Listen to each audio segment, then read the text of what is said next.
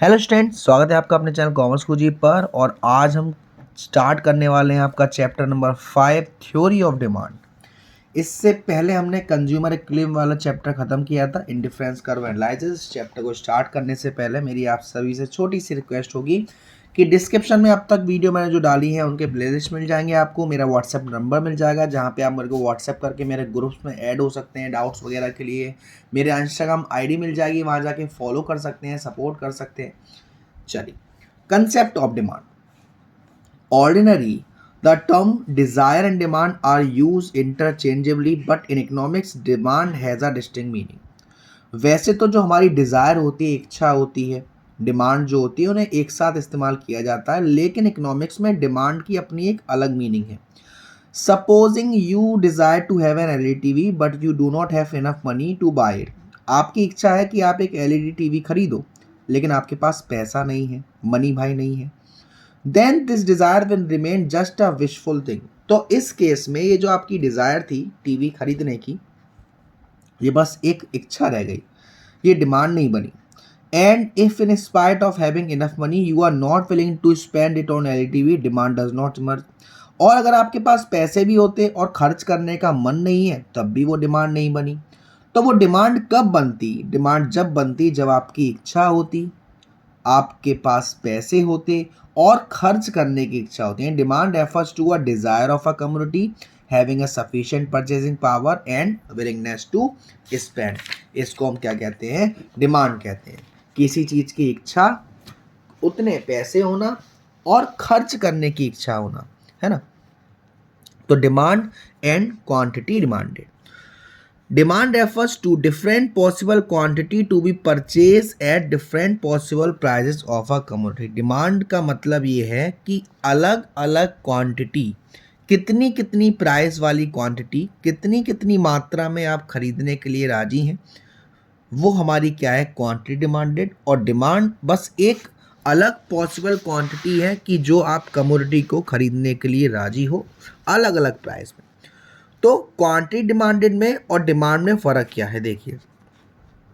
For example, यहाँ पर आपसे कहा गया है demand for commodity X refers to 10 unit of X if price is 5 per unit, 8 unit of X if price is 6 per unit, 6 unit of X if price is 7 per unit. आपको demand का मतलब क्या है? जब उसकी कीमत 5 रुपये थी तो आपने 10 खरीदा, 6 रुपये थी तो आपने 8 खरीदा, 7 रुपये थी तो आपने 6 खरीदा, एंड सो ऑन। लेकिन क्वांटिटी डिमांड का मतलब क्या है? Refers to quantity be purchase against a specific price. यानी कि ये जो मात्रा में खरीदी जा रही है, आपने 5 रुपये वाली चीज़ 6 खरीदी, आपने 10 वाली चीज़ 5 खरीदी, तो ये जो है ये हमारी क्वांटिटी डिमांडेड है। किसी चीज़ को कितना खरीदा वो हमारी डिमांड है, और कितनी मात्रा में खरीदा वो हमारी क्या है? Quantity demanded. अब बात आती है demand schedule. Demand schedule is a table showing different quantity of a commodity to be purchase at different price of that commodity. एक जो कमोडिटी है उसकी जब प्राइस चेंज होती है तो उसकी डिमांड क्या होगी, उसको हम कहते हैं डिमांड शेड्यूल। ये एक टेबल होती है जहाँ पर एक जो कमोडिटी है उसकी प्राइस जो बढ़ रही है या प्राइस कम हो रही है तो उसकी डिमांड क्या होगी, उस टेबल को हम कहते हैं डिमांड शेड्यूल। ये हमारी इंडिविजुअल डिमांड शेड्यूल भी हो सकती है और मार्केट डिमांड शेड्यूल भी हो सकती है। इंडिविजुअल डिमांड शेड्यूल क्या है? Individual demand schedule refer to demand schedule of an individual buyer consumer in the market. Individual demand schedule का मतलब क्या है कि मार्केट में एक कंज्यूमर की या एक बायर की आपने डिमांड देखी, शेड्यूल देखा कि भाई जो कमोडिटी है वो जो इंडिविजुअल है अलग अलग प्राइस पर किस किस कमोडिटी को वो खरीदने के लिए राजी है, उसको हम कहते हैं इंडिविजुअल डिमांड शेड्यूल। जैसे यहाँ देखिए, एक्स की प्राइस 1 थी तो उसकी डिमांड 4 थी, 2 हुई, 3 हुई, 3 हुई, 2 हुई, 4 हुई, 1 हुई। यहाँ पे आपको दिख रहा है कि जैसे जैसे प्राइस बढ़ रही है वैसे वैसे डिमांड कम हो रही है। तो ये इनवर्स रिलेशनशिप है बिटवीन प्राइस और क्वांटिटी डिमांडेड। यहाँ पे कह भी रहा है show that as the price of goods X increases quantity demanded tends to decrease. X की अगर प्राइस बढ़ रही है गुड्स एक्स की तो उसकी जो डिमांड हो रही है वो घट रही है। तो ये जो है वो एक इन्वर्स रिलेशन है प्राइस और क्वांटिटी डिमांड के बीच में। अब सर मार्केट डिमांड शेड्यूल क्या होगा? मार्केट में 10 कंज्यूमर हैं, किसी एक कंज्यूमर का आपने डिमांड शेड्यूल देखा तो वो इंडिविजुअल डिमांड है। सारे कंज्यूमर को ऐड कर दिया तो वो हमारा क्या है? Market demand schedule. In every market there are several consumer of a community. Market demand schedule represent demand for a community by all the consumer in the market. हर मार्केट में बहुत सारे कंज्यूमर्स होते हैं किसी भी कम्युनिटी को खरीदने वाले। मार्केट डिमांड शेड्यूल क्या करता है? रिप्रेजेंट करता है डिमांड वो सारी कम्युनिटी की जो सारे कंज्यूमर खरीदना चाहते हैं। It show different quantity of a community which the consumer intend to buy it at different possible price. अलग अलग कंज्यूमर कितनी प्राइस पर कितने गुड्स खरीदेंगे सारे कंज्यूमर, उसको हम कहते हैं मार्केट डिमांड शेड्यूल। अब यहाँ पर एजम्पशंस यानी कि ऐसा होगा तभी ये काम करेगा that there are only 2 consumer in the market. ये एजम्पशंस होना चाहिए कि मार्केट में सिर्फ कितने कंज्यूमर होने चाहिए? 2 कंज्यूमर होने चाहिए। एक है तो इंडिविजुअल, एक से ज़्यादा है तो वो मार्केट, और कितने? 2 होने चाहिए। यहाँ पे देखिए प्राइस आपको दे रखी है, ये ए ने डिमांड करी है और ये बी ने डिमांड करी है। अब मार्केट डिमांड को निकालने के लिए हम दोनों को जोड़ देंगे। 4 + 5 9, 3 + 4 7, 2 + 3 एंड सो ऑन। एजम्पशन क्या है? मार्केट में कितने बायर्स होने चाहिए? कम से कम 2 से ज़्यादा नहीं। तो वही बता रहा है, ये शो कर रहा है कि जब एक्स की गुड्स की प्राइस बढ़ रही थी, मार्केट डिमांड क्या हो रही थी? कम हो रही थी। 1 पर 4 थी, 2 पर 3 हुई, कम होती जा रही है। तो यहाँ पे दोनों की डेफिनेशन दे रखा है कि इंडिविजुअल डिमांड या इंडिविजुअल डिमांड शेड्यूल क्या है? एक टेबल है जो आपको डिफरेंट क्वांटिटी दिखाता है कम्युनिटी की, एक पर्टिकुलर कंज्यूमर की। एक पर्टिकुलर कंज्यूमर किस कम्युनिटी को कितनी प्राइस पर कितना खरीदता है उसको हम कहते हैं इंडिविजुअल, और 2 कंज्यूमर को जोड़ देंगे तो वो हमारा हो जाएगा मार्केट डिमांड या मार्केट शेड्यूल। अब इसी को जब हम कर्व पे शो करते हैं तब हम उसे इंडिविजुअल और मार्केट डिमांड कर्व कहते हैं। तो डिमांड कर्व क्या है? Demand curve and it's slope. Demand curve is a graphic presentation of demand schedule expressing the relationship between different quantity of a community at different possible price. Demand curve एक graphical presentation है हमारा demand schedule का, जो कि बताता है different quantity of a community at different possible price. जो हमने मार्केट डिमांड बनाई थी अभी, उसी को हम कर्व में जब रिप्रेजेंट करते हैं तो वो कर्व कहलाता है। फॉर एग्जांपल यहाँ पे आपको दिख रहा है एक्स एक्सिस को क्वांटिटी लिया गया है और वाई एक्सिस को प्राइस लिया है, और यहाँ पे सिर्फ एक कंज्यूमर का कर्व बनाया गया है, इसीलिए हमारा क्या है? Individual demand curve. क्या है individual demand curve? Individual demand curve is a curve showing different quantity of a community that one particular buyer is ready to buy at different possible price of the community at a point of time. यानी कि जो अभी आपने definition individual demand की या individual schedule की पढ़ी थी, वही इंडिविजुअल डिमांड कर्व है। क्या है? ये एक कर्व है जो आपको शो करता है अलग अलग क्वांटिटी एक कम्युनिटी की, जो एक पर्टिकुलर बायर खरीदने के लिए रेडी है अलग अलग कीमत पर। अब यहाँ पे दिख रहा था जब प्राइस 4 थी तो हमने डिमांड कितनी करी? 1 करी। 3 थी तो 2, 2 थी तो 3, 1 थी तो 4। पर आपको एक चीज़ दिख रही है, ये जो कर्व आ रहा है वो डाउनवर्ड स्लोप्ड आ रहा है, यानी लेफ्ट से राइट आ रहा है, जो कि बताता है there is inverse relationship between price and quantity demanded. Price बढ़ेगी तो डिमांड कम होगी, प्राइस कम होगी तो डिमांड ज़्यादा होगी, दोनों चीज़ बढ़ नहीं सकती। यही रीज़न है कि हमारा जो डिमांड कर्व का स्लोप है वो डाउनवर्ड है। अब मार्केट डिमांड कर्व क्या होता है? मार्केट डिमांड कर्व एक हॉरिजॉन्टल समेशन है किसका? इंडिविजुअल डिमांड कर्व का, यानी कि 2 कंज्यूमर की बात होगी, दोनों कंज्यूमर की डिमांड को जोड़ दिया जाएगा और एक ही कर्व पर रिप्रेजेंट कर दिया जाएगा, उसको हम कहते हैं मार्केट डिमांड कर्व। यहाँ पे आपको दिख रहा है ये ए है, ये बी है, दोनों को जोड़कर एक कर्व पर शो किया है, इसको हम कहते हैं market demand curve. A and B are 2 buyers in the market, ये दोनों A is demand curve and B demand curve. ठीक है, ए का डिमांड कर्व ए का है और बी का डिमांड कर्व बी का है, दोनों को जोड़कर ये जो मार्केट डिमांड कर्व बनाया गया है इसको हम कहते हैं मार्केट डिमांड कर्व। जब प्राइस 1 थी तो ए की डिमांड 4 थी और बी की डिमांड 5 थी, दोनों को जोड़ा कितना हो गया? 9। ऐसे ही सबको जोड़कर उन्होंने बनाया है। यहाँ पे नोट दे रखा है, दो demand and quantity demanded are two different concept for all practical purpose the difference between the two is ignored, it is a standard practice to write that there is inverse relationship between price and demand और between price and quantity. जो demand और quantity demanded है वो दो अलग अलग concept है, और प्रैक्टिकल पर्पस के लिए इन दोनों को भूलकर हमें ये याद रखना है कि प्राइस और डिमांड में इनवर्स रिलेशन होता है। Slope of demand curve normally slopes downward, ये आपको नीचे जाता हुआ दिख रहा है, डाउनवर्ड यानी कि लेफ्ट से राइट। क्यों? ये इंडिकेट करता है देयर इज इनवर्स रिलेशनशिप या फिर negative relationship between price of a commodity and it's quantity demanded. Slope of demand curve का मतलब क्या है? Minus delta P upon delta Q. Delta का मतलब इंक्रीज, कितनी प्राइस बढ़ी या घटी, अपॉन कितनी क्वांटिटी बढ़ी या घटी। It show the ratio between change in price corresponding to a unit change in quantity demand of a commodity. Negative sign indicate करता है कि इनके बीच में इनवर्स रिलेशन है, किसके बीच में? प्राइस और quantity demanded. Straight line demand curve is drawn indicating linear demand function. Figure 3, अब फिगर 3 यहाँ पर ये देखिए, यहाँ पर ये फिगर 3 दिख रहा है नीचे, और यहाँ पर उन्होंने निकाला है slope of demand curve. Demand curve में क्या लिया गया है? डेल्टा पी कितना चेंज हुआ और क्यू कितना चेंज हुआ, दोनों को, ठीक है ना। It is constant at all demands on the demand line D D, because D D is a linear straight line and slope of straight line is constant. ये कांस्टेंट रहेगा यानी कि स्थिर रहेगा।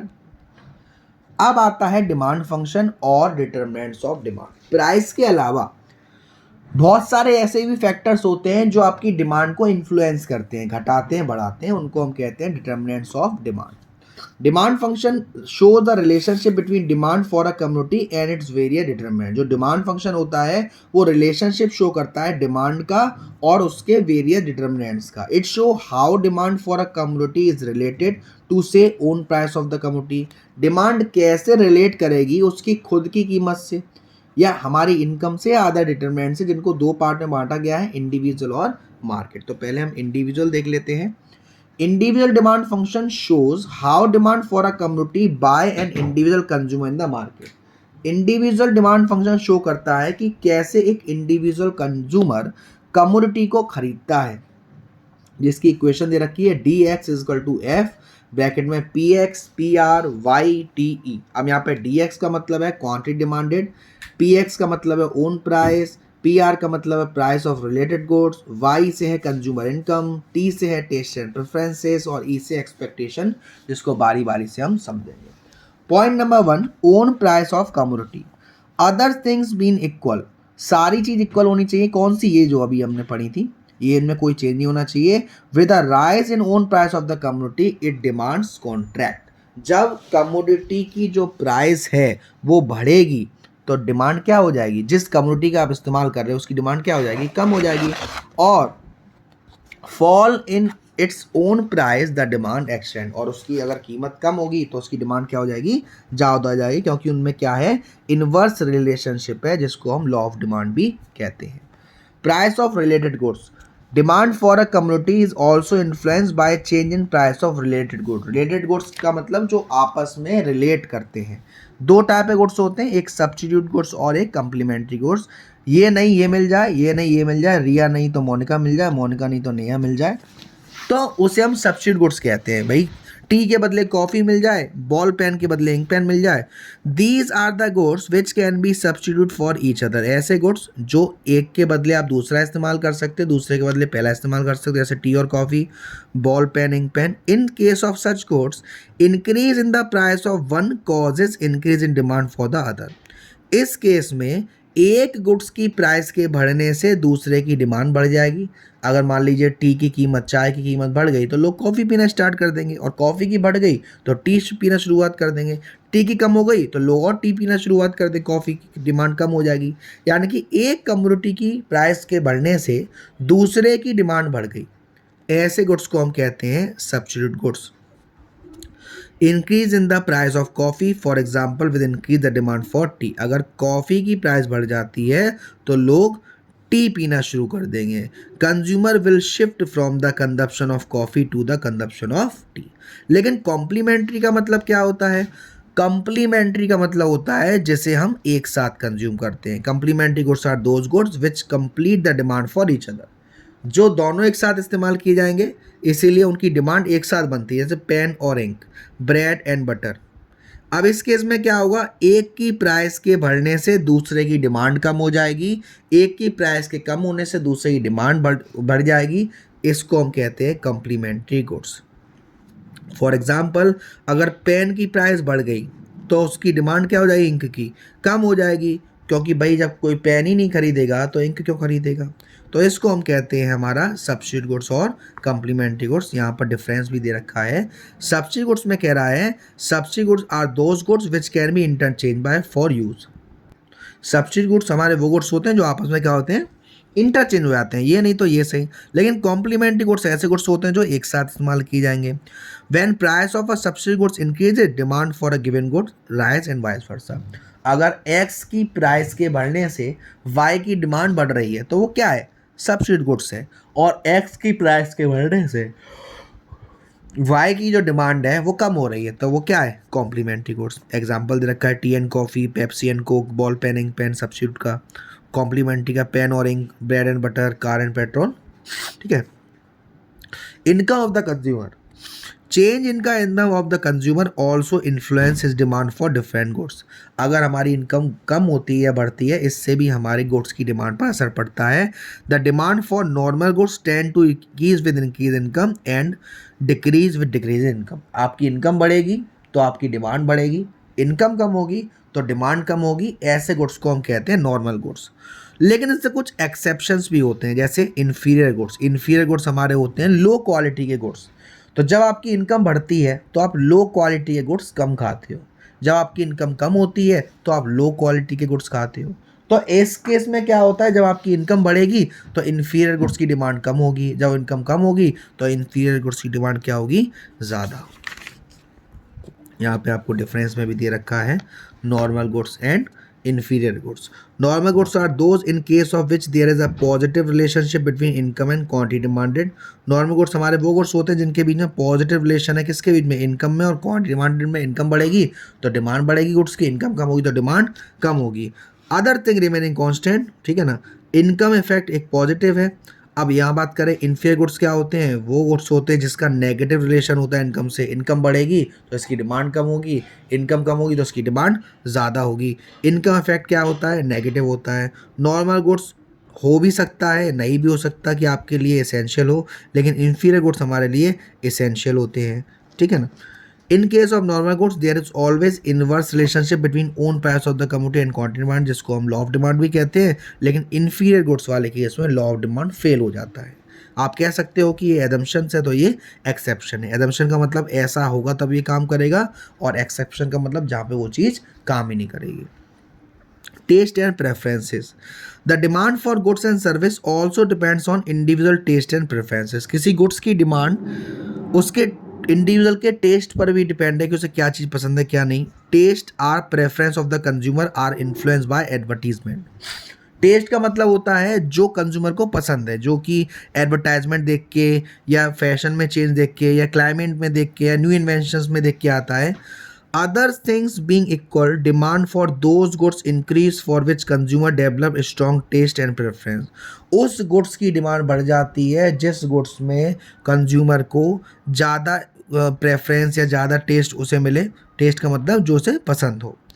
Expectation, if the consumer expect a significant change in availability of the concern community in the near future, he may decide to change his present demand for a community. मतलब अगर आपको लगता है कि जिस गुड्स का आप इस्तेमाल कर रहे हो कल उसकी कीमत बढ़ जाएगी तो आप आज ज़्यादा से ज़्यादा खरीद लोगे। आपको मालूम पड़ता है कल उसकी कीमत कम हो जाएगी, ठीक है, तो आप उसे बिल्कुल भी नहीं खरीदोगे आज, तो उसको हम कहते हैं एक्सपेक्टेशन। तो ये सारे जो डिटरमिनेंट्स थे वो तो थे हमारे इंडिविजुअल के।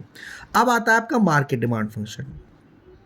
Market demand function show how market demand for a commodity in is related to its various determinant. Market demand बताता है कि कैसे कमोडिटी की जो डिमांड होती है वो डिपेंड करती है उसके डिटरमिनेंट पर, और it show the relationship between market demand for a commodity and it's various determinant. अब यहाँ पे क्या है, यहाँ पे ऐसा दे रखा है कि ये सारी चीज़ें तो हैं ही इसमें, price of own goods, rated goods, income, taste and preference, expectation. यहाँ पे दो चीज़ नई और आ जाती हैं, पॉपुलर साइज या फिर नंबर ऑफ बायर्स। इसमें क्या है, demand increases with increase in population and decrease with decrease in population. जैसे जैसे पॉपुलेशन बढ़ेगी डिमांड बढ़ेगी, पॉपुलेशन कम होगी डिमांड कम होगी। This is because with the increase in population size the number of buyer of the product tend to increase. जैसे जैसे population बढ़ेगी वैसे वैसे बायर्स, जो नंबर ऑफ बायर्स हैं वो भी बढ़ेंगे।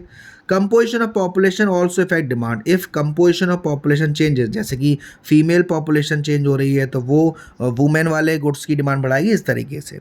डिस्ट्रीब्यूशन ऑफ इनकम का मतलब market demand is also influence by change in distribution of income the society. जो हमारे सोसाइटी में इनकम का डिस्ट्रीब्यूशन होता है, पैसे बांटे जाते हैं, जब इंसेंटिव बढ़ाया जाता है, if income is equitably distributed there will be more demand. अगर हम सबको बराबर बराबर इनकम को डिस्ट्रीब्यूट किया जाएगा तो डिमांड हमारी बढ़ेगी। इफ इनकम बराबर नहीं बांटी गई है तो डिमांड हमारी क्या होगी, कम होगी। In the latter case more income will concentrate with the rich, large sector of the society will poor and because of its low income market demand will also be low.